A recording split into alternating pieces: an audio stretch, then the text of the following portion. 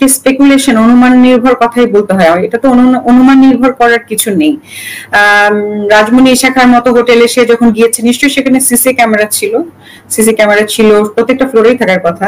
903-এ সে ঢুকেছিল, এরপর সে কার সাথে ঢুকেছিল, তার সাথে কি আর কেউ ঢুকেছিল? কারণ ভেতরে যে তাকে টর্চারের চিহ্ন পাওয়া গিয়েছে, তার হাত পা কেটেছে, যে ছবি আপনার দেখতে, তার গলাকে কাটা হয়েছে, অর্থাৎ মানে যেটা মনে হচ্ছিল যে সে একটা ইন্টারোগেশনের ভেতর দিয়ে যাচ্ছিল সারাদিন, এবং সন্ধ্যার পরে রহস্যজনক ভাবে নয়তলা থেকে পড়লে তার যেভাবে শরীর থেতলে যাওয়ার কথা, সেরকম কিছুই হয়নি। অ্যাবসলিউটলি ওই টর্চার অবস্থায় সে মারা যায়, এবং তার বডিটা নিচে রাখা, কিন্তু বলা হয় যে সে নয়তলা থেকে পড়েছে। এমনকি সেনাবাহিনী থেকেও একটা 3 সদস্য বিশিষ্ট, যেটা আন্টি বললেন, যে একটা কমিটি করা হয়েছিল, যেটা হয়, এবং তারা আবার এসে আন্টিকে বলেছেন যে যেটা আসলে হত্যাকাণ্ড, মানে এটাই তো যথেষ্ট, আর তো অন্য কিছুর দরকার নাই। তাহলে হত্যাকাণ্ড হলে তো অবশ্যই কেউ না কেউ জড়িত। কেন তাদের নাম প্রকাশ করা যাবে না? একজন সেনাবাহিনী ক্যাপ্টেন যখন চাকরি ছাড়ে, আপনাকে বলে রাখি, এটা কিন্তু প্রধানমন্ত্রী পর্যন্ত জানতে পারেন, এত ইম্পর্টেন্ট সে ব্যক্তি, অন্য কোনো সার্ভিসের মতো না। তার এটা প্রতিরক্ষা মন্ত্রণালয়ে যায়, প্রতিরক্ষা মন্ত্রী এই দায়িত্বটা ডিফেন্স মিনিস্টার নিজেই রাখেন।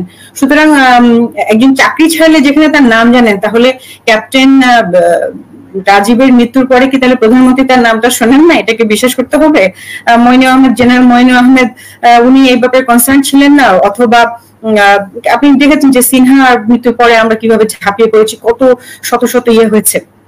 কিন্তু এই ক্ষেত্রে, রাজীবের ক্ষেত্রে, যদি সেনাবাহিনী স্বীকার করে থাকে যে এটা হত্যাকাণ্ড ছিল, তাহলে কেন তার নাম বলা হবে না? এবং তার বাবা মাকে কেন উল্টা একটা ভয়? ওনারা কোনো ক্ষতিপূরণ পাননি, রাজীব তো তার জীবনের, সে তো সেনাবাহিনীতে সার্ভ করতে করা অবস্থায় মারা গিয়েছে, তাই না? তো সে কিন্তু কোনো সুযোগ সুবিধা পায়নি, তার পরিবার তো কোনো ক্ষতিপূরণ পায়নি, উল্টা তাকে ডিফেমেশন করা হয়েছে।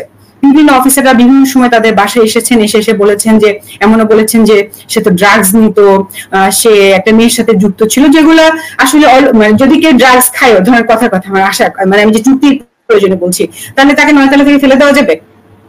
তাহলে বাংলাদেশে যদি যত লোক আছে সবাইকে নয়তলা থেকে ফেলে দাও। আচ্ছা, সে একটা মেয়ের সাথে সম্পর্ক ছিল, তো কারোর সাথে মেয়ের সাথে সম্পর্ক থাকলে তাকে নয়তলা থেকে ফেলে দেওয়া যাবে? এগুলো তো অযৌক্তিক কথা, এগুলো ইভেন আসারই কথা না। এই ডিফার্মেশনের প্রয়োজন কি ছিল?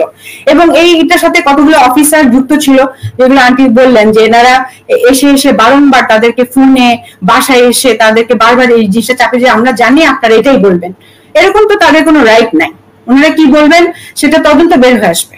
ওনাদের কি রাইট আছে যে মায়ের সন্তান হারিয়েছে তাকে এসে তার সন্তান সম্পর্কে আজে বাজে মন্তব্য করা এবং তাকে বাধ্য করা সাইকোলজিক্যালি যে আপনি এটা বলেন? এই জিনিসটা আমার কাছে আশ্চর্য লাগে। এবং একটা সেনা কর্মকর্তার মৃত্যু কিন্তু খুব সিরিয়াস একটা ব্যাপার, আপনি আমার সাথে একমত হবেন। এই যে পিলখানে যে হোটেল, আমরা এখনো কথা বলছি 15 দিন, কিন্তু এটা কিন্তু আমার সিরিয়াস কোনো পাইনি। তো আমি আশা করছি যে আন্টিরা নতুন করে আবার একটা মামলাটা রিওপেন করবেন এটা, এবং বর্তমানে আমাদের সেনাপ্রধান এই বিষয়টা আবার আমলে নেবেন। এবং যেহেতু একটা কোর্ট অফ ইনকোয়ারি সেশন হয়েছিল, ওনারা বলেছিলেন যেটা হত্যাকাণ্ড, এবং নামগুলো তারা জানতেন কিন্তু বলেননি। এখন নামগুলো আমাদেরকে বললে আমাদের আত্মার শান্তি হবে, আন্টি শান্তি পাবেন। এবং যদি সত্যি তার সাথে এই ঘটনার সাথে, যেটা শুনেছি যে ইমেল গুলো সে করেছে, তার একটা আমার আরেকজন কোর্সমেট বলেছে, যদি এটাই সত্যি হয়ে থাকে যে বিডিআর এর গুরুত্বপূর্ণ নথি তার কাছে ছিল এবং এটা লিক করতে গিয়ে সে মারা গিয়েছে, তাহলে অবশ্যই এই দেশপ্রেমিক ক্যাপ্টেনকে একটি শহীদের মর্যাদা দিতে হবে। তাকে ডিফেমেশন করলে হবে না, তাকে সামনে নিয়ে আসতে হবে। এই পরিবার অ্যাটলিস্ট সম্মানটা পাক, এটাই আমাদের আশা থাকবে।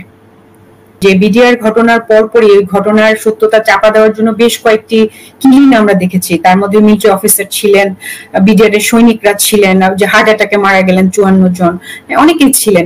এই জিনিসগুলো যারা কাভার আপ করতে চেয়েছিল, তারা কি সেই বিদেশি ষড়যন্ত্রের অংশ ছিলেন নাকি দেশি কোনো মদদে হয়েছেন, সেই জিনিসগুলো আজকে পর্যন্ত কিন্তু আমরা ক্লিয়ার করতে পারিনি।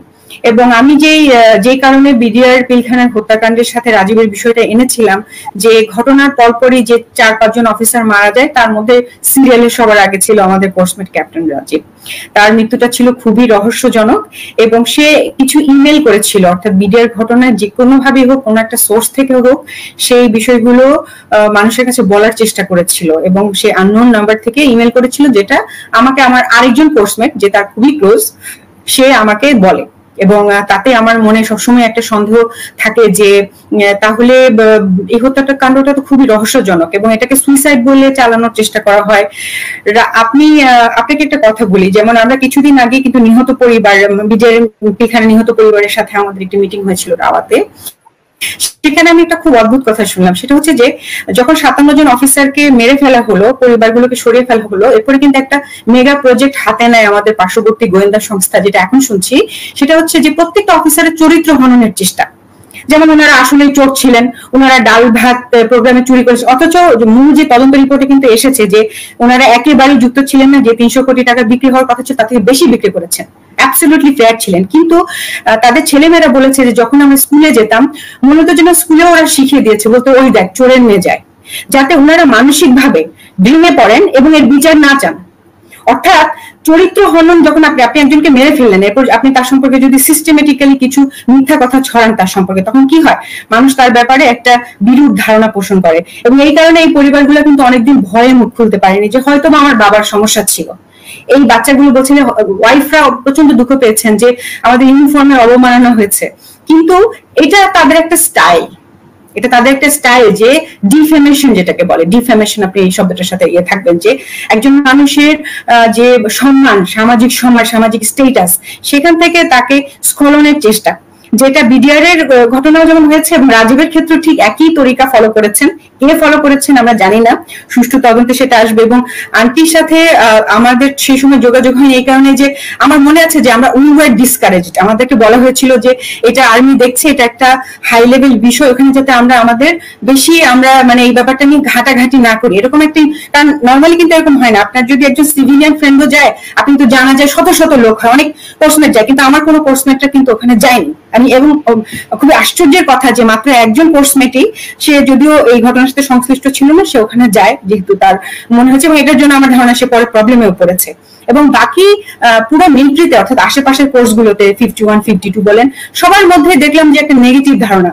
যখন আমি আন্টির সাথে প্রথম কথা বলি, আপনি তো জানেন যে আলহামদুলিল্লাহ আমার ভাগ্য যে তখন আমি আসলে আন্টির সাথে যোগাযোগ করতে পারিনি, যেতেও পারিনি, কিন্তু পরে আপনার মাধ্যমেই জানলাম যে আমার লাস্ট যে আমার যে বক্তব্যটা প্রচারিত হলো, তখনই আন্টিদের পরিবার আপনার সাথে যোগাযোগ করে এবং আপনার কাছ থেকে কিন্তু আমি নাম্বার পেয়ে প্রথম আন্টির সাথে কথা বলতে পারি, পিয়ালের সাথে কথা বলতে পারি, এবং তাদের কাছ থেকে যে ইনফরমেশন পাই সেটা আসলে আমাকে মানে স্তব্ধ করে দিয়েছে যে একজন সামরিক কর্মকর্তার সাথে পরিবারের সাথে যে এরকম হতে পারে, এরকম তাদেরকে কেউ ভয় দেখাতে পারে এবং কোনো বিচারের সম্মুখীন আজকে পর্যন্ত কোনো গ্রেফতার হয়নি, উল্টো তাদেরকে ভয় দেখানো হচ্ছে, প্রাণের ভয়ও, পিয়াল প্রাণেরও ভয় পেয়েছে।